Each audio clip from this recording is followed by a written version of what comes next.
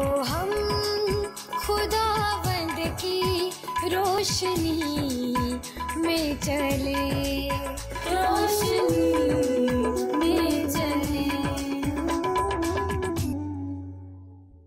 ناظرین، آج کے پروگرام کلام کی روشنی میں ایونجلسٹ سیری شروفن آپ کو خوش آمدید کہتی ہوں۔ جس طرح سے آپ جانتے ہیں کہ ہم وائس کی کتاب کا مطالعہ کرتے ہیں، تو ہم نے لاسٹ ٹائم 9ویں باب کے بارے میں سیکھا اور جانا، اور آج جب کہ ہم 10ویں باب کا مطالعہ کرنے کو ہیں تو ہم اس میں بڑی گہری باتوں کو اور حکمت والی باتوں کو سیکھتے اور جانتے ہیں اور خداوند سے برکت پاتے ہیں۔ میرے عزیزو، جس طرح سے ہمارے ساتھ خداوند کے خادم ہوتے ہیں، اس سے پہلے کہ میں ان کو خوش آمدید کہوں، میں ان کے لیے کچھ کہنا چاہتی ہوں کہ سنا ہے جب وہ بات کرتے ہیں تو ان کے منہ سے پھول جھڑتے ہیں۔ اگر یہ سچ ہے تو چلو بات کر کے دیکھتے ہیں۔ ایک بار پھر میرے ساتھ محترم جناب پادری عزیز انور ہیں، میں آپ کو خوش آمدید کہتی ہوں۔ جی پادری صاحب، آج ہم 10ویں باب کا مطالعہ کر رہے ہیں، تو اس کا جو پہلا سوال ہے وہ میں آپ سے پوچھوں گی کہ لوگ کہتے ہیں کہ انسان خطا کا پتلا ہے اور اس لیے چھوٹی چھوٹی غلطیوں سے کوئی فرق نہیں پڑتا، انسان ان سے سبق سیکھتا ہے، لیکن پھر حضرت سلیمان دوسروں سے اتفاق رائے کیوں رکھتے ہیں؟ کیا کامل زندگی گزارنا ناممکن ہے؟ بہت شکریہ شہر صاحب نے بہت اچھا سوال کیا۔ میں آپ کا اور آپ کے اس ادارے کا بے حد شکر گزار ہوں کہ اس انتہائی ادبی کتاب پر گفتگو کرنے کے لیے آپ مجھے مدعو کرتے ہیں، اور میں شکر گزار ہوں اپنے خداوند کا جو مجھے اپنی دانائی اور حکمت سے اور روح القدس کی گائیڈنس سے نوازتا ہے، تاکہ میں ان سچائیوں کو جن کو سلیمان بن داؤد جیسے ایک صاحب حکمت انسان نے بیان کیا ہے، اور ایک ایسا الہام ہے جو کہ مجازی اور الہامی طور پر دونوں طریقوں سے بہترین ہے، اس پر ہم گفتگو کر سکتے ہیں۔ جی بے شک۔ میں نے پچھلے جب ہم 9ویں باب کا مطالعہ کر رہے تھے تو آپ کو یاد ہوگا کہ میں نے بتایا تھا کہ 9ویں باب میں خدا کا بدلہ سلیمان بن داؤد حکمت پر بہت زیادہ زور دیتا ہے، بے شک، اور پھر وہ اس کے لیے کچھ مثالیں بھی پیش کرتا ہے کہ اس طرح سے ہے، اس طرح سے ہے، انسان کو اگر وہ صاحب حکمت ہے تو کس طرح کا اس کا رویہ یا کس طرح کا اس کا طرز حیات ہونا چاہیے۔ وہ اسی بات کو آگے اس 10ویں باب میں جاری رکھتا ہے۔ ہاں جی بالکل۔ جب 9ویں باب کا وہ اختتام کرتا ہے تو اس میں اگر ہم اس کے 9ویں باب کی 13ویں آیت سے 18ویں آیت جو کہ آخری آیات ہے، ہاں جی، تو وہاں وہ کہتا ہے کہ حکمت جو ہے وہ ضروری ہے کہ ہر شخص اس کے حصول کے لیے جدوجہد کرے۔ بے شک۔ وہ کہتا ہے کہ اس کے لیے اسے کچھ بھی کرنا پڑے وہ ضرور کرے، کیونکہ حکمت جو ہے، سلیمان بن داؤد سفارش کرتا ہے کہ حکمت جو ہے وہ زور سے، قوت سے، اختیار سے، اور جس مائٹینس کی انسان بات کرتا ہے اس سے کہیں زیادہ بہتر ہے۔ بے شک۔ اور پھر وہ کہتا ہے کہ لڑائی کے لیے ہتھیاروں سے بہتر ہے، اور اس لیے ضروری ہے کہ حکمت انسان حاصل کرے، کیونکہ حکمت ہی انسان کو اپنے آپ سے اور اپنے ہم جنس انسانوں سے، یا نئے عہد نامہ کی روشنی میں، مسیح یسوع کی تعلیم کی روشنی میں، اگر وہ صاحب حکمت ہے کوئی شخص، تو وہ اپنے ہمسایہ سے بھی ویسا ہی سلوک کر سکتا ہے جیسا وہ اپنے آپ سے کرتا ہے، یا جس کا خدا کا کلام یا راست بازی تقاضا کرتی ہے۔ اس کو وہ آگے 10ویں باب میں جو ہے وہ جاری رکھتا ہے، لیکن اس کا طریقہ کار تھوڑا مختلف ہے، کیونکہ وہ ایک وائز ہے، اور وائز جو ہے اس کے پاس بہت ساری ایسی حکمت کی باتیں ہوتی ہیں جن کو وہ مختلف ذرائع سے، امثال سے، مثالوں سے، کہانیوں سے وہ بیان کرتا ہے۔ تو 10واں باب جو ہے یہ اگر آپ اس کو غور سے پڑھیں تو بالکل ایسے لگتا ہے کہ جیسے آپ امثال کی کتاب کا مطالعہ کر رہے ہیں۔ بالکل۔ اور جب ہم اس 10ویں باب کا مطالعہ کرتے ہیں تو وہ سفارشات پیش کرتا ہے اس میں، اور سفارشات پہ وہ جو سب سے پہلی سفارش کرتا ہے وہ کہتا ہے کہ آدمی ہر صورت حکمت کو حاصل کرے۔ دوسری بات وہ کہتا ہے کہ اگر وہ زندگی میں ادنا درجوں یا ادنا حیثیت میں زندگی بسر کر رہا ہے اور وہ صاحب حکمت ہے تو پھر اس کے لیے ضروری ہے کہ وہ حکمت کے حصول کے لیے کوشاں رہے۔ پھر وہ کہتا ہے کہ وہ لوگ جو صاحب حکمت ہیں وہ اپنی شہرت اور نیک نامی کو حکمت کے ذریعے سے ہی قائم رکھ سکتے ہیں، ورنہ کسی بھی وقت وہ ان سے ایسی حماقت ہو سکتی ہے جس سے کہ ان کی مہارت اور ان کی دانائی کے جو معاملات ہیں وہ بگڑ سکتے ہیں۔ جو سوال آپ نے کیا ہے اس کے بارے وہ بیان کرتا ہے کہ چھوٹی سی حکمت اور چھوٹی سی حماقت یہ دونوں انسان کے کردار کو واضح کرتی ہے۔ اس سے انسان کا نہ صرف کردار، نہ صرف اس کا نظریہ، نہ صرف نظریہ حیات، یا آپ کہہ سکتے ہیں کہ اس کا عقیدہ جو ہے وہ اس کی گفتگو اور اس کے رویے سے نظر آتا ہے۔ اسی لیے یہ سوال جو آپ نے کیا کہ انسان خطا کا پتلا ہے، یہ محاورہ ہے جو لوگوں نے بنا رکھا ہے۔ انسان خطا کا پتلا نہیں ہے، یہ انسان اپنی کمزوریوں کو ڈھانپنے کے لیے یا ان کو کیموفلاج کرنے کے لیے ایسی باتیں انسانوں نے گھڑ رکھی ہیں۔ انسان خطا کا پتلا نہیں ہے، یہ سب سے پہلی سچائی یہ ہے۔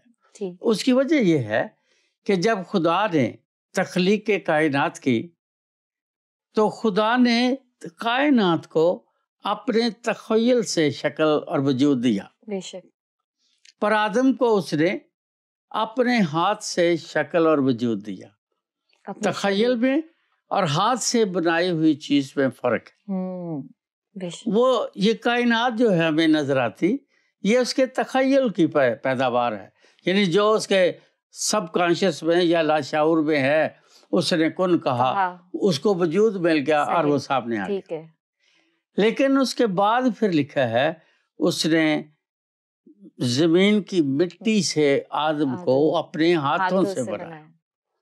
پر اس سے پہلے ایک اور بڑی اچھی بات ہے، پیدائش کی کتاب کے پہلے باب کی 26ویں آیت میں اس نے کہا آؤ ہم انسان کو اپنی شکل اور صورت اور شبیہ پر بنائیں۔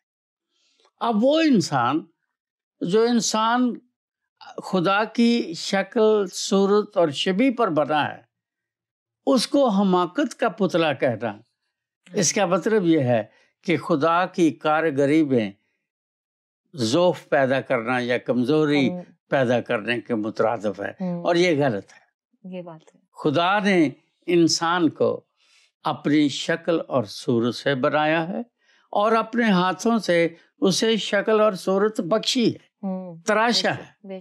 اب یہ ایک الگ بات ہے کہ خدا نے اسے تراشا اور پھر اس کے نتنوں میں زندگی کا دم پھونکا۔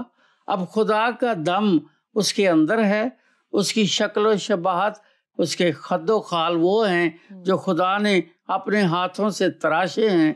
ہاں، جس بات کو لوگ اپنی تسلی کے لیے یا اپنی کمزوری کو چھپانے کے لیے کہتے ہیں کہ یہ انسان خطا کا پتلا ہے، وہ بات اور ہے۔ خدا کی تخلیق کے اصول کے مطابق غلط ہے، لیکن وہ بات فرق ہے۔ وہ فرق یہ ہے کہ گناہ جب تک انسان کی زندگی میں نہیں آیا، نہ اس کی شکل و صورت بدلی، نہ اس میں بگاڑ پیدا ہوا، نہ اس کے کردار میں بگاڑ پیدا ہوا، نہ اس کے ضمیر میں بگاڑ پیدا ہوا۔ اب وہ ضمیر، وہ کام، وہ اس کے اعمال جو ہیں وہ اس گناہ گار فطرت کے تابع ہیں جن کی خدا مخالفت کرتا ہے۔ جی بالکل۔ اور آج وہی انسان فرعون اور خدا اور دیوتا اور دیویاں بنے پھرتے ہیں اس دنیا میں، لیکن وہ کہتے جی ہم کیا کریں، خطا تو ہو جاتی ہے۔ یہ پاسبل نہیں۔ جی خدا نے انسان کو خطا سے مبرہ بنایا ہے۔ بے شک۔ خدا نے انسان کو نہ صرف خطا سے، گناہ سے مبرہ بنایا ہے، بلکہ اس کے اندر اس نے اپنا دم پھونکا ہے، جس کو امثال کی کتاب کے 20ویں باب کی 27ویں آیت میں سلیمان بن داؤد ہی کہتا ہے کہ آدمی کا ضمیر خداوند کا چراغ ہے۔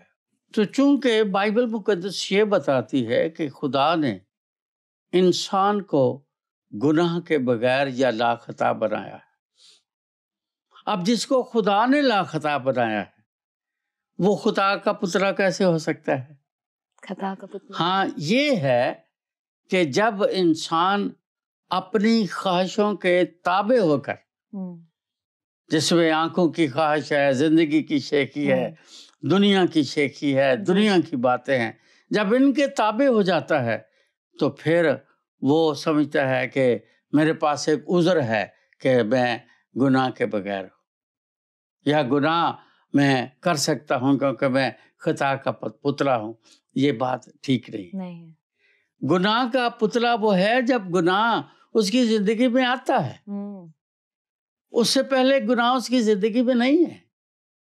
لیکن جب اس کی زندگی میں گناہ نہیں ہے تو پھر وہ ہوا جو ہے وہ پھل کھاتی ہے، اس وقت گناہ نہیں ہے۔ اور وہاں پر جو باتیں لکھی ہیں، اگر آپ 3 باب کو پیدائش کی کتاب میں پڑھیں تو وہاں لکھا ہے کہ ابلیس نے اسے کیا کہا تھا کہ خدا نے تم کو جو کچھ کہا تو مجھے بتا رہی ہے کہ اس یہ پھل نہ کھانا، جس دن تم کھاؤ گے مر جاؤ گے۔ خدا نے تمہیں اصل بات نہیں بتائی۔ اصل بات یہ ہے کہ جس دن تم اس پھل کو کھاؤ گی خدا کی مانند بن جاؤ گی، اور خدا اپنی ہمسری پسند نہیں کرتا۔ خدا، اس نے کیوں یہ کہا؟ کیونکہ ابلیس بھی تو خدا کے بد مقابل ہے، وہ بھی اپنا تخت بنانا چاہتا ہے، وہ بھی خدا کی ہمسری کرنا چاہتا ہے۔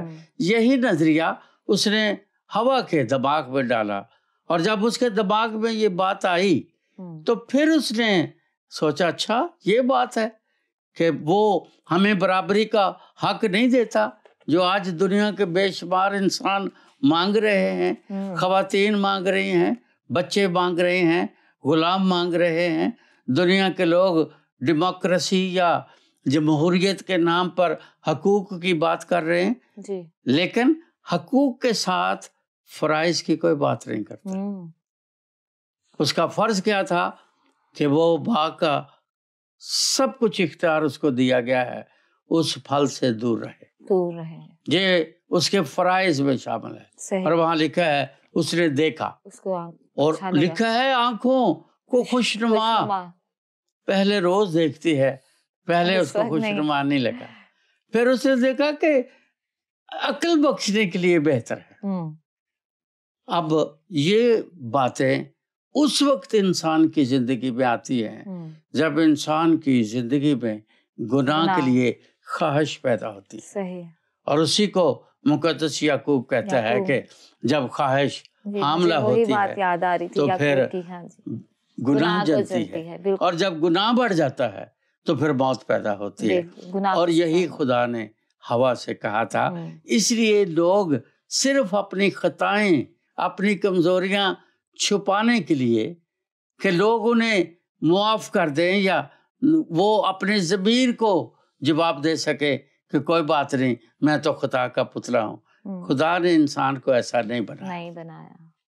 بڑی خوبصورتی کے ساتھ آپ نے جو ہے اس سوال کا جواب دیا ہے کہ خدا جس طرح خدا خود پرفیکٹ ہے، خدا نے انسان کو بھی اسی طرح پرفیکٹ بنایا ہے. تو جی ناظرین، ہم نے بڑی خوبصورتی کے ساتھ خداوند کے بندہ نے بتایا ہے. تو اگلا سوال میں پوچھوں گی. آج ہم حکمرانوں کی زندگیوں پر بحث کرنا ناقابل فخر بات سمجھتے ہیں، لیکن حضرت سلیمان اپنے دور میں ایسے خیالات سے متفق نظر نہیں آتے. کیا حکمران وقتاً غلطیوں سے مبرہ ہوتے ہیں، یا انہیں اصلاح کی ضرورت نہیں ہوتی، یا پھر برداشت کی کمی، یا کیا سبب ہو سکتا ہے کہ اس طرح کی بات کا؟ سب سے پہلی بات تو یہ ہے کہ خدا جب کسی کو حکمران بناتا ہے تو پھر اس کو حکمرانی کے لیے حکمت بھی عطا کرتا ہے. بے شک. جس کے لیے خدا کا بندہ سلیمان بن داؤد یہ کہتا ہے کہ وہ اسے حکمت حاصل کرے. جی. لیکن جب وہ اپنے تخت و تاج پر یا اپنے اختیارات پر براجمان ہو جاتے ہیں یا متمکن ہو جاتے ہیں تو پھر وہی بات کہ انسان کے اندر کی جو خواہشیں ہیں وہ پھر ابھر کر باہر آتی ہیں. صحیح. جب وہ ابھر کر باہر آتی ہیں تو پھر وہ اپنے اختیارات کا ناجائز استعمال کرتا ہے. جب وہ ناجائز استعمال کرتا ہے تو ان کو قوانین کا نام دیتا ہے. جب قوانین کا نام دیتا ہے تو پھر لوگ ان قوانین سے جب بدحالی کا شکار ہو جاتے ہیں یا وہ غربت کا شکار ہو جاتے ہیں یا خدا سے دوری کا شکار ہو جاتے ہیں تو پھر لوگ اس بادشاہ کی نافرمانی کرنا گناہ نہیں سمجھتے. صحیح. اب بائبل میں ہمارے پاس اخیب جیسے بادشاہ کا بھی ذکر ہے. جی. ایزبل جیسی خاتون کا بھی ذکر ہے. اب ایزبل اور اخیب جو ہیں وہ تخت و تاج کے وارث ہیں، مالک ہیں، بیٹھے ہیں. لیکن ان کا کام کیا ہے؟ اب وہ ایزبل انبیاء ذاتوں کو قتل کر رہی ہے. سینکڑوں اس نے قتل کروا چکے. وہ ایلیا جیسے بندے کو بھی قتل کروانا چاہتی ہے. وہ لوگوں کی جائیدادیں، لوگوں کے کھیت، لوگوں کے ایسٹس جو ہیں ان پر قبضہ کرنا چاہتی ہے.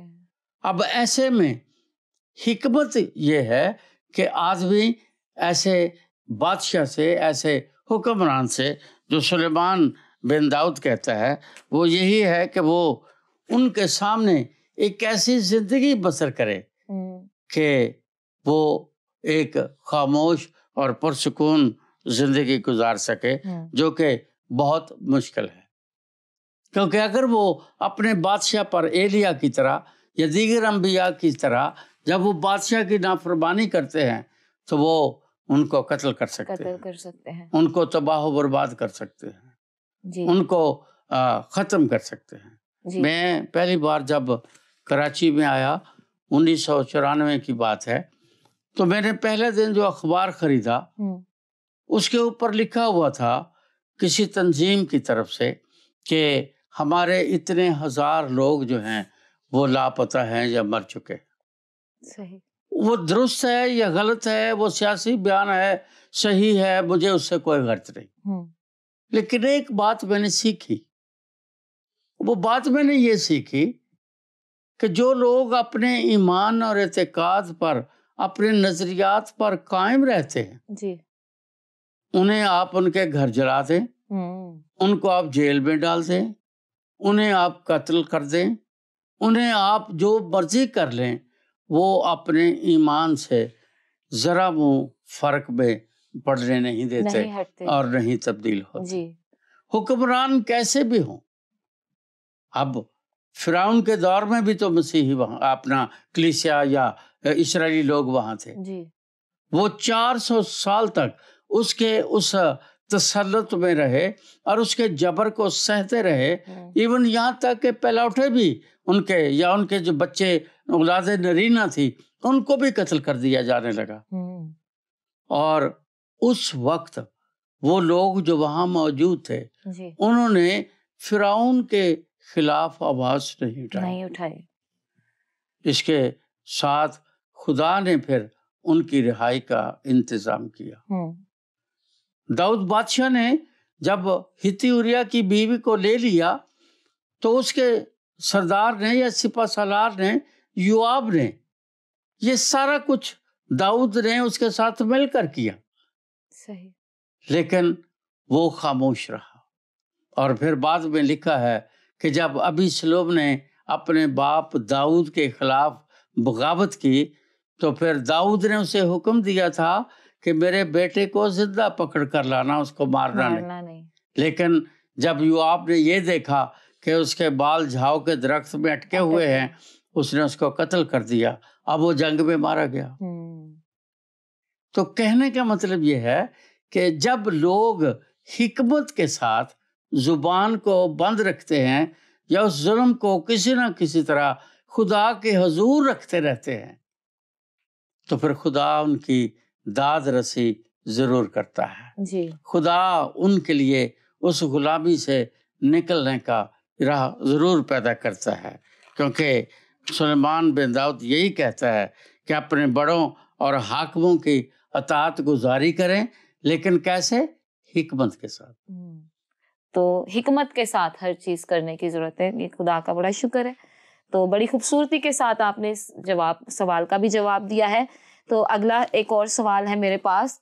8वीं और 9वीं आयत में जो बातें दर्ज हैं, क्या इनका ताल्लुक बजाय मेहनत और मुशक्कत से मामनत से है या हुक्मरानों के खिलाफ लोगों की साजबाज की मुखालफत कर रहे हैं? मैंने आपको बताया कि वो ये बात कर रहा है कि बिल्कुल अमसाल की किताब की तरह वो कहता है हिकमत हिकमत हिकमत। अब वो हिकमत की बात करता है जी। अब नए अहदनामा में जब हम हिकमत की बात करते हैं और पुराने अहदनामा में जब हिकमत की बात करते हैं, या हिकमत को जब हम उसकी तारीफ या डेफिनेशन करते हैं जी, तो फिर बात क्लियर हो सकती है। मैंने पहले भी आपको बताया था कि इंसान के पास इल्म है। हाँ जी। अब मेरे पास इल्म है कि मैं रोड पर अगर जा रहा हूं और लाल या सुर्ख बत्ती ऑन हो गई है, हाँ जी, तो फिर मेरे लिए कानूनन ये जरूरी है कि मैं वहां रुक जाऊं। सही।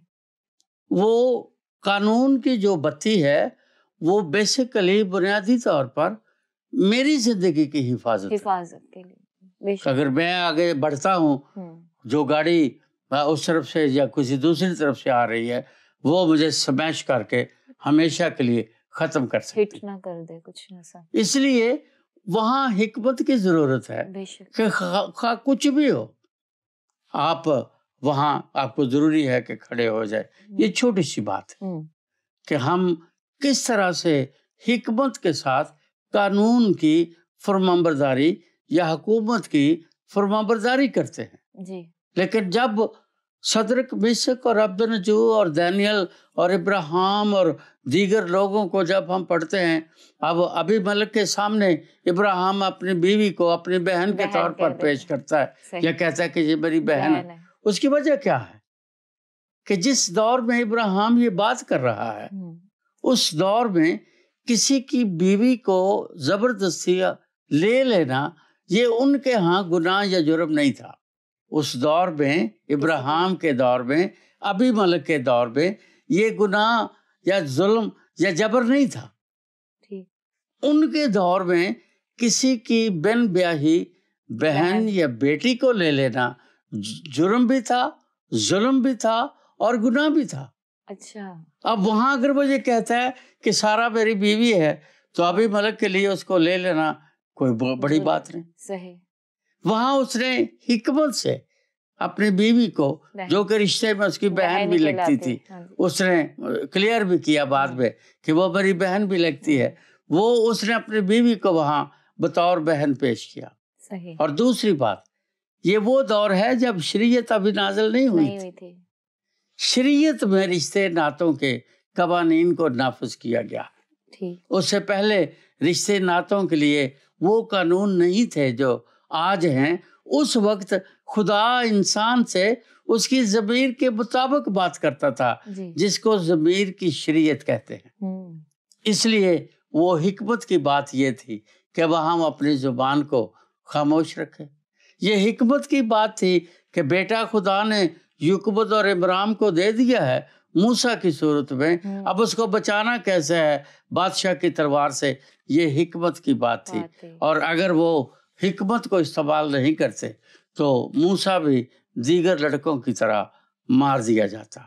और उसके लिए जो सबसे बड़ी बात खुदा के बंदा सुलेमान ने 10वें बाब में कही है, उसने कहा है कि सरकश और बागी लोगों के सामने अपनी जुबान बंद रखना ये सबसे बड़ी हिकमत है। सही। सरकश और बागी लोगों के साथ उलझने, उनके साथ मुकाबला करने, उनके साथ तफरका करने, उनके साथ मामलात को उलझाने से बेहतर है कि आदमी हिकमत से अपनी जुबान को बंद रखे और वक्त गुजर जाए, क्योंकि वक्त बहुत सारे मामलात का इलाज है। सही, ठीक है। बड़ी खूबसूरती के साथ आपने इस सवाल का भी जवाब दिया है। मैं खुदा का शुक्र करती हूँ कि हिकमत जो है वो इमसाल की किताब में सुलेमान कहता है हिकमत मरजान से भी ज़्यादा अफजल है, कि हर एक चीज़ से ज़्यादा जो है अफजल है, इत्र से ज़्यादा, खुशबू से ज़्यादा, हर चीज़ से ज़्यादा अफजल है। तो उसी हिकमत को हमें भी लेने की ज़रूरत है, उसी हिकमत को जो मैं समझती हूँ जो हिकमत है वो खुदावंद का बेटा यीशु मसीह है। जी नाज़रीन, मैं ईमान रखती हूँ कि आज के एपिसोड के वसीला से आपने बड़ी बरकत पाई होगी। अगर कोई आपके जहन में कोई सवाल है तो स्क्रीन पर दिए गए नंबर पर आप जो है हमसे रब्ता कर सकते हैं। तो आज के एपिसोड में मुझे और पादरी साहब को इजाज़त दें। खुदा हाफिज़। आओ हम खुदावंद की रोशनी में चले, रोशनी